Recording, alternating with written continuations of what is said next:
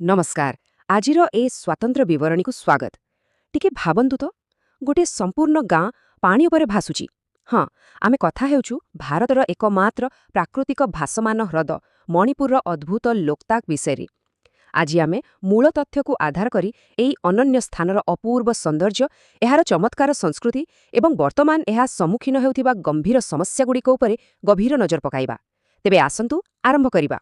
प्रथमे एही दृश्यकू टिके मनरे आंकिबाकू चेष्टा करंतु। भोर समय सूर्यंकर प्रथम किरणरे झलसी उठुछि एक विशाल ह्रद। चारिअडे हालुका कुहुड़ी खेली जाइछि। माछधराळी माने सेमानंकर छोटो छोटो डोंगा नै बाहरी पडिलेणी आउ छोटो पिला माने खुशीरे भासमान रास्ता उपरे थेलुछंती। सुनिबाकू कोनोसी सिनेमा किंबा काहानी परे लागुथिले भी एहा हेउछि लोकताक ह्रदर नीतिदिनिया वास्तवता। एठारे सतरे पूरा गाँटा पानी उपरे भासुथाए। विभाग 1 लोकताक ह्रदरे जीवन। एही भासमान परिवेशरे लोकमानकर जीवन किपरि चाले ताहा देखिबा।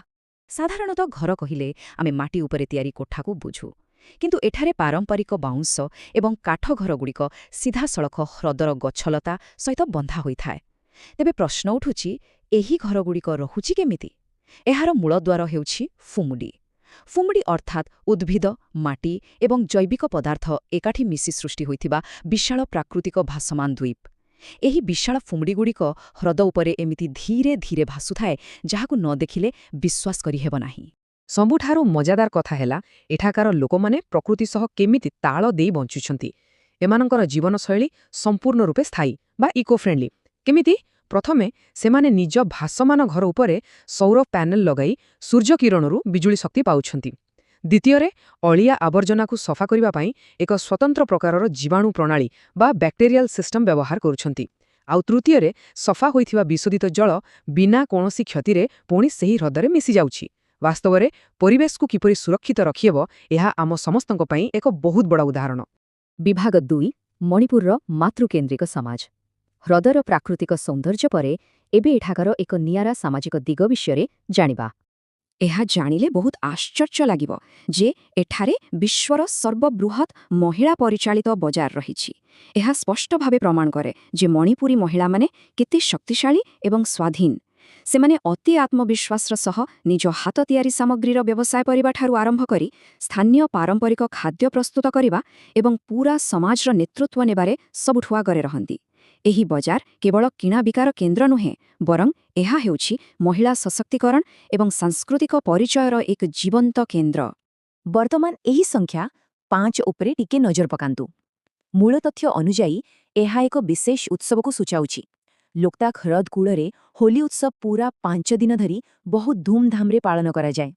टिके भावन्तु त आकाशकू उडुथिबा रंगर वर्षा पारंपरिक नृत्यर ताळे ताळे लोकंक उत्साह आउ रातिरे ह्रद कूଳରେ लंठनर मिठा आलुअरे गाँ लोकंकर मिलन। सतरे एही 5 दिनर उत्सव एक अद्भुत एवं रंगीन परिवेश सृष्टि करिदिए। विभाग 3 भासमान जातीय उद्यान। मणिशंख बसतिकू छाड़ीदेले एही ह्रद आउ काहार घर। आसंतु देखिबा। मणिशंख बसति सहित एही जागाटी प्रकृतिर अनेक विरल जीवजंतुंक पई एक स्वर्ग। ह्रद उपरे हालुका कुहुड़ी खेली जाइछि।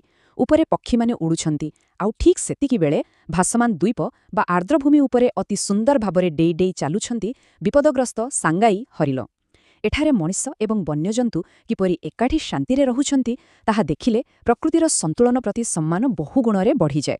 एहाई एही अंचलर एक नियारा परिचय। विभाग 4 गृह विवादर छाई। एते सुंदर परिवेश भितरे मध्य किछि कठोर वास्तवता लुचि रहिछि जहा विषୟରେ सूचना देबा एकांत आवश्यक। जदि आमे मूल रिपोर्टगुड़िक उपरे नजर पकाइबा तेबे एठारे केवल प्रकृतिर सौंदर्य नाही बरं गंभीर राजनैतिक उत्तेजना मध्य रहिछि। रास्तारे प्रतिबाद शोभायात्रा छक छकरे सामरिक जांच केन्द्र खाली पड़िथिबा अनेक घर एवं खबरकागज पृष्ठारे विस्थापित परिवारगुड़िकर दुःखद खबर एसबु एई अंचलर एक अलगा एवं चिंताजनक चित्र सामनाकू आणुछि। विभिन्न सूत्ररू प्राप्त तथ्य अनुजाई एही जटिल आभ्यंतरीण संघर्ष स्थानीय लोकंक जीवनयात्राकू गभीर भावरे प्रभावित करुछि। विभाग 5 आधुनिकीकरणर मूल्य। एही सबु विवाद सहित आउ एक बड़ परिवर्तन मध्य धीरे धीरे माड़ी आसुछि।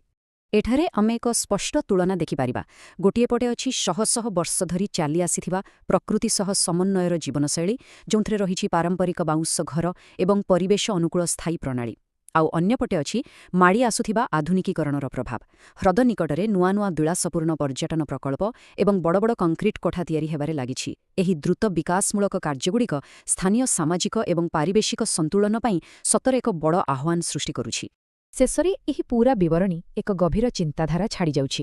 ଯେତେବେଳେ ବୟସ୍କ ଗ୍ରାମବାସୀମାନେ ନିଜର ଭାସମାନ ଘରୁ ନୀରବରେ ହ୍ରଦ ଆଡ଼କୁ ଏବଂ ନୂଆ ଗଢ଼ି ଉଠୁଥିବା ସେହି କଂକ୍ରିଟ୍ କୋଠାଗୁଡ଼ିକୁ ଚାହିଁ ରହନ୍ତି, ସେତେବେଳେ ମନରେ ଗୋଟିଏ ବଡ଼ ପ୍ରଶ୍ନ ଉଠେ। ଆଧୁନିକୀକରଣ କ'ଣ ଏକ ଶତାବ୍ଦୀ ପୁରୁଣା ସୁମଧୁର ଏବଂ ସନ୍ତୁଳିତ ଜୀବନଶୈଳୀକୁ ଧୀରେ ଧୀରେ ନଷ୍ଟ କରିଦେଉଛି କି? ଲୋକ୍ତାକ୍ ହ୍ରଦ କେବଳ ଗୋଟିଏ ଭୌଗୋଳିକ ସ୍ଥାନ ନୁହେଁ, ଏହା ହେଉଛି ଗୋଟିଏ ସଂସ୍କୃତି, ଗୋଟିଏ ଇତିହାସ ଏବଂ ସମଗ୍ର ବିଶ୍ୱ ପାଇଁ ଏକ ଅମୂଲ୍ୟ ଐତିହ୍ୟ। ଆଗାମୀ ଦିନରେ ଏହି ଆଧୁନିକ ବିକାଶ ଏବଂ ପୁରୁଣା ପରମ୍ପରା ଭିତରେ ଥିବା ସଂଘର୍ଷ କେଉଁ ଦିଗକୁ ଯିବ, ତାହା କେବଳ ସମୟ ହିଁ କହିବ।